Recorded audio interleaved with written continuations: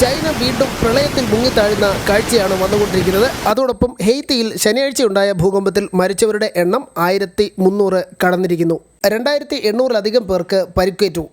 എത്ര പേരെ കാണാതായിട്ടുണ്ടെന്ന കാര്യത്തിൽ ഇതുവരെ വ്യക്തതയില്ല. നിരവധി പേർ കെട്ടിട അവശിഷ്ടങ്ങൾക്കിടയിൽ കുടുങ്ങിക്കിടക്കുന്നതായാണ് വിവരം. ഇവർക്കായുള്ള തിരച്ചിൽ തുടരുകയാണ്. മരണനിരക്ക് ഇനിയും ഉയർന്നേക്കും.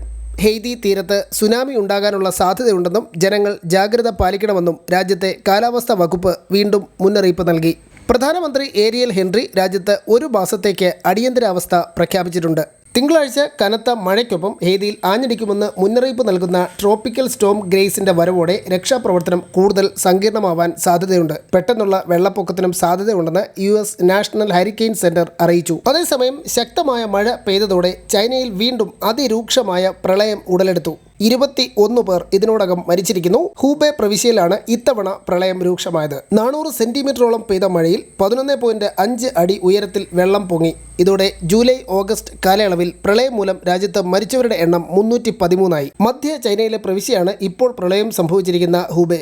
മലമ്പ്രദേശങ്ങളും സമതലങ്ങളും ഇവിടെയുണ്ട്. കോവിഡുമായി ബന്ധപ്പെട്ട് ഏറെ കുപ്രസിദ്ധി നേടിയ വുഹാൻ നഗരം ഇവിടെയാണ് സ്ഥിതി ചെയ്യുന്നത്. കൊറോണ വൈറസ് ഇവിടുത്തെ ബയോ റിസർച്ച് ലാബിൽ നിന്നും ചാടിയതാണെന്ന അഭ്യൂഹം ശക്തമായിരുന്നു. ഹുബെയുടെ പ്രവിശ്യ തലസ്ഥാനം കൂടിയാണ് വുഹാൻ. യാങ്സി, ഹാൻ എന്നീ പ്രമുഖ നദികൾ ഒഴുകുന്നതിനാൽ വെള്ളപ്പൊക്ക സാധ്യത നന്നായി നിലനിൽക്കുന്ന സ്ഥലം കൂടിയാണ് ഹുബെ.